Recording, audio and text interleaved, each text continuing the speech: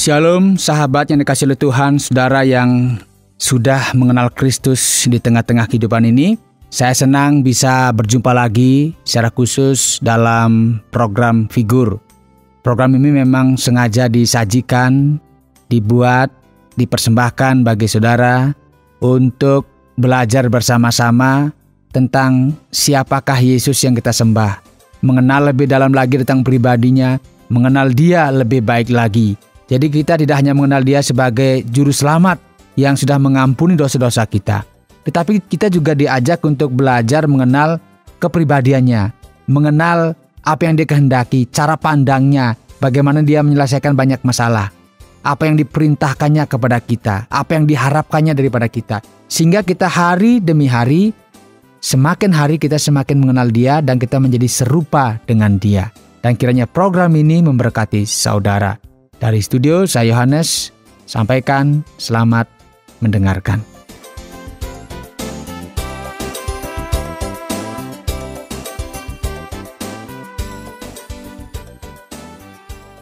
Saudara yang dikasihi oleh Tuhan, jika saya bertanya pada saat ini, siapakah orang yang saudara anggap nomor satu di dalam hidup saudara? Siapa? Ya mungkin kalau orangnya lagi berpacaran, maka pacarnya dibilang nomor satu. Jadi apa-apa pacarnya. Atau seorang ibu, dia apa-apa anaknya saja disebut-sebut. Ya, apalagi anak yang disayang, namanya disebut terus. Anak yang lain gak disebut. Ya berarti dia nomor satu anak itu. Jadi siapa yang sering diucapkan, itulah sebenarnya menjadi apa? Menjadi fokus, menjadi pemikirannya.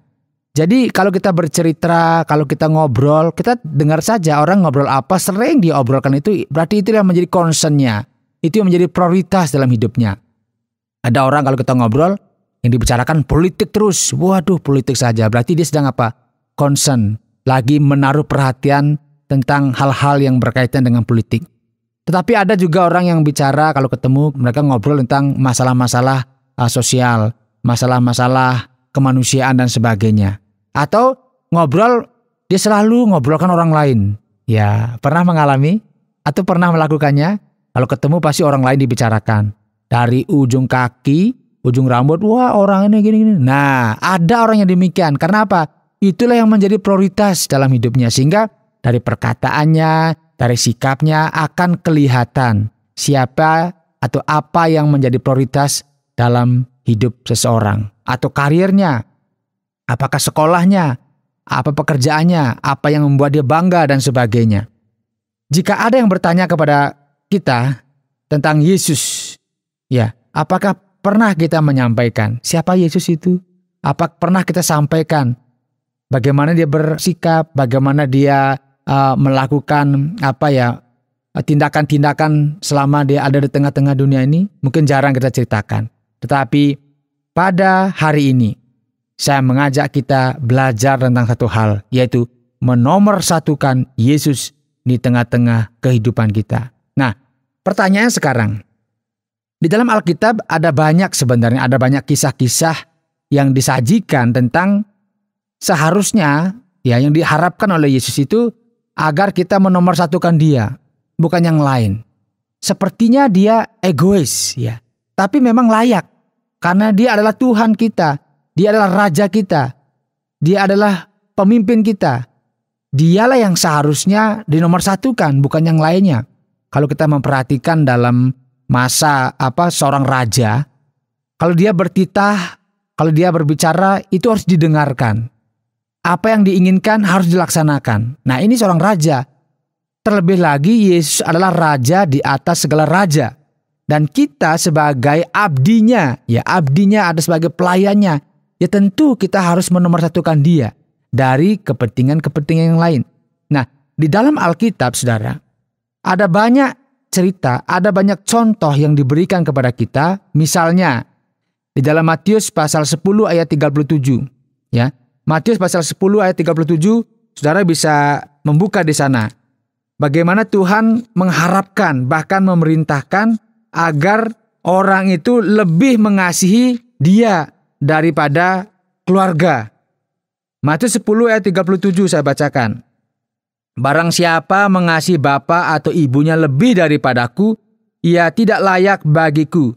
Dan barang siapa mengasihi anaknya laki-laki atau perempuan lebih daripadaku, ia tidak layak bagiku.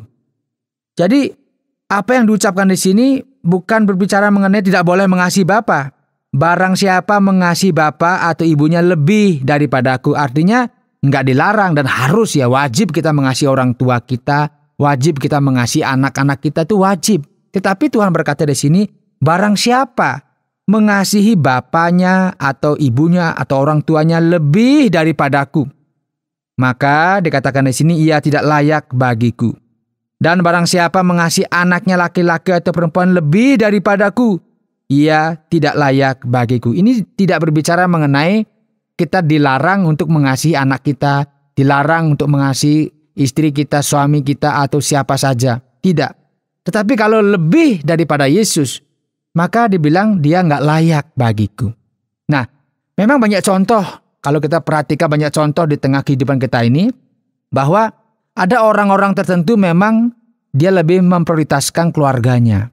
Ya, misalnya, ini contoh yang praktis ya.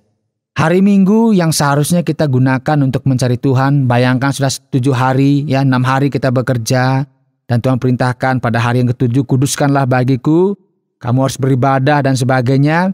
Tetapi kita karena bilang, iyalah ibadah kan bisa kapan-kapan saja. Tapi ini saya lebih penting sekarang bagaimana menyenangkan hati anak-anak saya. Saya akan ajak dia jalan-jalan tamasya. Jadi kita lupakan ibadah. Itu sudah termasuk kita mengasihi anak, keluarga lebih daripada kita mencari Tuhan. Kita anggap ya nanti bisa kapan-kapan saja bisa. Jadi kita sudah mulai menjadikan dia nomor sekian dalam hidup kita. Ini yang Tuhan tidak mau, ya. Tuhan mau supaya kita mengasihi dia lebih dari keluarga, lebih dari anak-anak kita, lebih dari istri kita, lebih dari semuanya. Tetapi juga harus diingat, jangan karena alasan itu akhirnya kita tidak mau mengasihi mereka. Misalnya begini, anak-anak kita ya, atau orang tua kita sakit, dia bilang gini, wah saya sudah nggak ada uang lagi nih, karena semua uang saya sudah saya serahkan untuk Tuhan.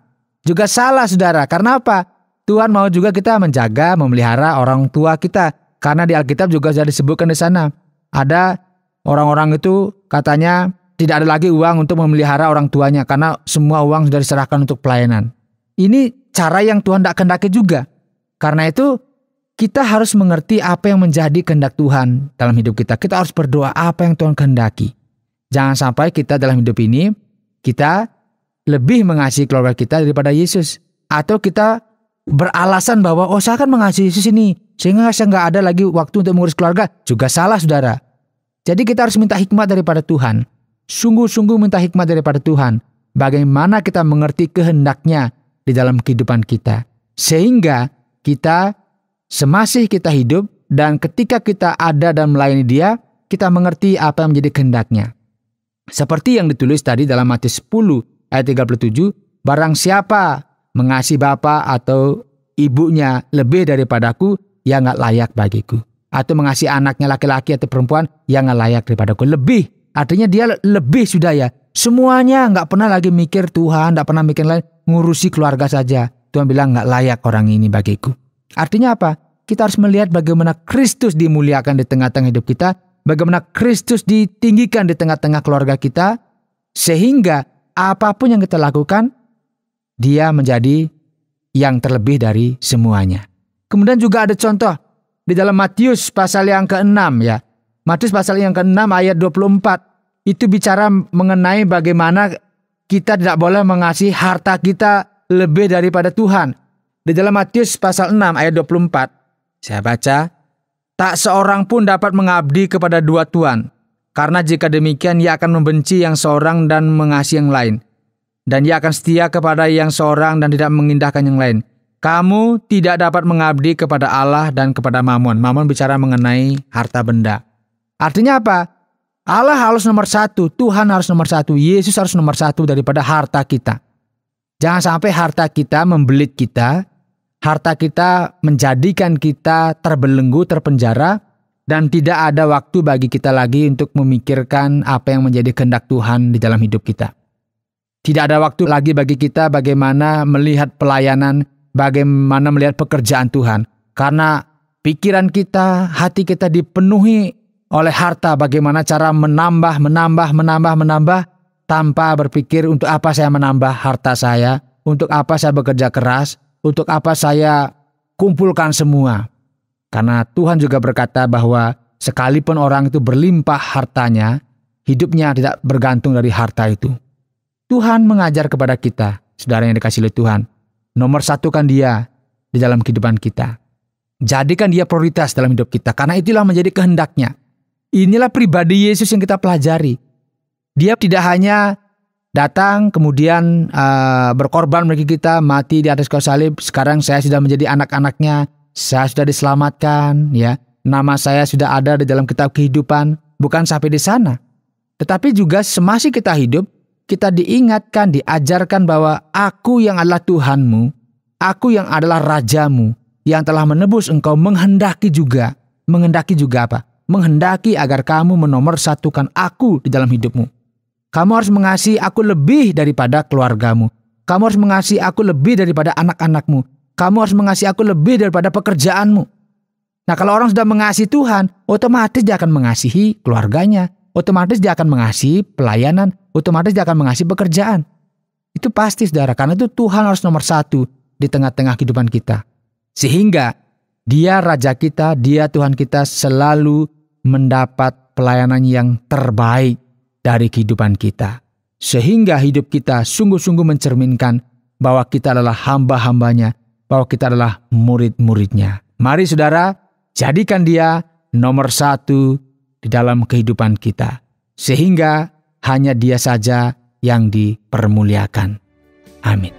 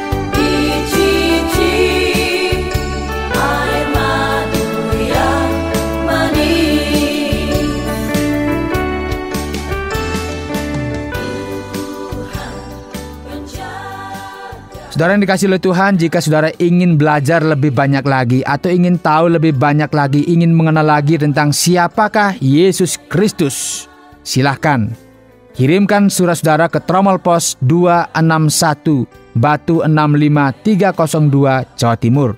Atau bagi saudara yang biasa mempergunakan SMS atau pakai HP, silahkan kirim SMS ke 081 333 777 386. Saya ulangi lagi, SMS ke 081 333 777 386. Baik, sampai jumpa dalam pelajaran-pelajaran berikutnya.